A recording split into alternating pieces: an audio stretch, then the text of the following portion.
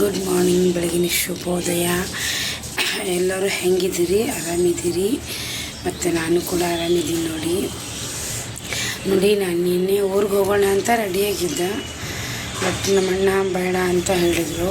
ಯಾಕಂದರೆ ನಮ್ಮಣ್ಣ ಕುಂಭಮೇಳ ನೋಡೋಕೆ ಹೋಗಿದ್ದಾರೆ ಉತ್ತರ ಪ್ರದೇಶಕ್ಕೆ. ಸೊ ಅದಕ್ಕೆ ನಮ್ಮಣ್ಣ ಯಾಕೆ ಹೋಗ್ತಾಯಿದ್ದೀರ, ನಾನು ಹೋಗ್ತಾಯಿದ್ದೀನಿ ಅಂತ ಹೇಳಿದ. ಸೊ ಅಣ್ಣಂಗೆ ಊರಿಗೆ ಅವ್ನ ಅಣ್ಣ ಊರಿಗೆ ಹೋಗ್ತಾಯಿದ್ರಲ್ವ, ಅವ್ರಿಗೆ ಕಳಿಸ್ಬಿಟ್ಟು ನಾವು ಇವತ್ತು ಹೋಗೋಣ ಅಂತ ಭಾನುವಾರ ರೆಡಿಯಾಗಿ ಇವತ್ತು ಹೋಗ್ತೀರಿ. ಭಾನುವಾರ ದಿನ ನಾವಂತೂ ಊರಿಗೆ ಬಂದನಿಂದ ಮನೇಲಿ ಅಡುಗೆನೇ ಮಾಡಿಲ್ಲ, ಒಂದು ಕಾಫಿ ಟೀನೂ ಮಾಡಿಲ್ಲ. ನೋಡಿ ಅಲ್ಲಿ ಅಣ್ಣ ಮನೆಗೆ ತಮ್ಮ ಮನೆಗೆ ಅವ್ರ ಮನೆಗೆ ಹೋಗ್ತಾಯಿದ್ರು ಊಟಕ್ಕೆ ನಾಷ್ಟಕ್ಕೆ. ಮತ್ತು ನಮ್ಮ ಬಾಜು ಮನೆಯವರು ಕಾಫಿ ಟೀ ಈ ಥರ ಕೊಡ್ತಾಯಿದ್ದಾರೆ. ಇವಾಗ ಕಾಫಿ ಕುಡಿಯೋಕ್ಕೆ ಕರೆದಿದ್ದಾರೆ. ಅವ್ರ ಮನೆ ಕಾಫಿ ಕುಡಿಯೋಕ್ಕೆ ಹೋಗೋಣ ಬನ್ನಿ. ನೋಡಿ ಎಷ್ಟು ಪ್ರೀತಿ ಇದೆ ಸಾಕಲ್ರಿ ಜೀವನದಾಗ. ಏನು ತೊಗೊಂಡೋಗ್ತೀರಿ ಹೇಳಿ, ಒಂದು ಪ್ರೀತಿ ಒಂದೇ ಅಲ್ವಾ. ನಾನು ಹೋದ್ರೂ ನೆನೆಸ್ಕೊತಾರಲ್ಲ, ಅದೇ ಒಂದು ದೊಡ್ಡ ಖುಷಿ ನನಗಂತೂ. ಬೆಂಗಳೂರಲ್ಲಿ ಅಕ್ಕ ತಂಗಿಯರಿಲ್ಲ ಅಂತ ಯಾವತ್ತೂ ನಾನು ಫೀಲಿಂಗೇ ಇಲ್ಲ ನನಗೆ. ಯಾಕಂದರೆ ಆ ಥರ ಪ್ರೀತಿ ಕೊಡ್ತಾರೆ ನನಗಿನ್ನ. ಊರಲ್ಲಿ ಕೂಡ ಅಷ್ಟು ಯಾರೂ ಅಷ್ಟು ಪರಿಚಯ ಇಲ್ಲ. ಸೊ ಇಲ್ಲಿ ಮಾತ್ರ ನನಗೆ ತುಂಬ ಪ್ರೀತಿ ಕೊಡ್ತಾರೆ. ಈ ಥರ ಅಕ್ಕ, ನಮ್ಮ ಫ್ರೆಂಡ್ ಅನ್ನೋಕ್ಕೆ ಇಷ್ಟ ಇಲ್ಲ, ಅಕ್ಕ ತಂಗಿ ಈ ಥರ ಇದ್ದಾರೆ ಅಂದರೆ ಅದು ನನಗೊಂಥರ ಹೆಮ್ಮೆ. ನನ್ನ ಬಗ್ಗೆ ಎಷ್ಟೋ ಪ್ರೀತಿ ಇಟ್ಟಿದ್ದಾರಲ್ಲ ಅಂತ. ನಾನು ಊರಿಗೆ ಹೋಗ್ತಾಯಿದ್ದೀನಿ, ಏನಕ್ಕೆ ಹೋಗ್ತೀಯ ಅಂತ ಅಷ್ಟು ಕೇಳ್ತಾಯಿದ್ದಾರೆ.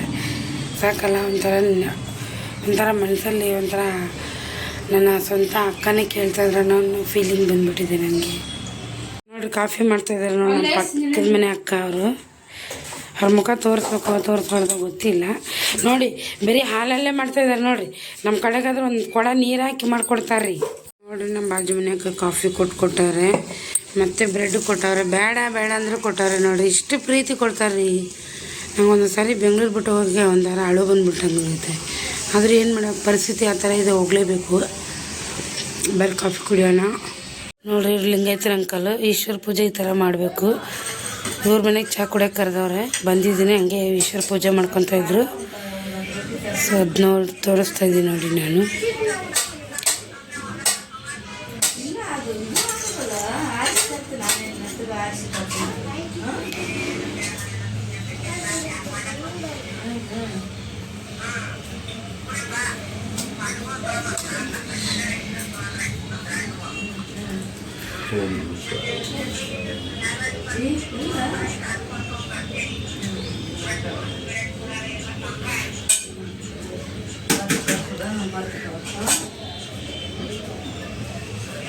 ನಾವು ನೋಡಿ ಸ್ನಾನ ಎಲ್ಲ ಆಯ್ತು ನೋಡಿ.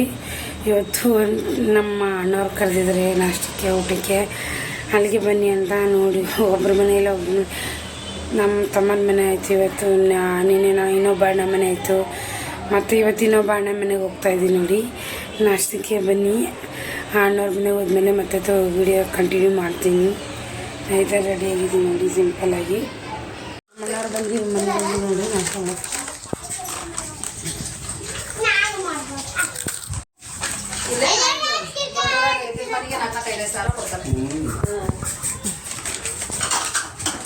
ಚಪ್ಪಲಿ ಅಂಗಡಿ ಬಂದಿದ್ದೀನಿ ಚಪ್ಪಲಿ ತೊಗೊಳಕ್ಕೆ. ನೋಡಿ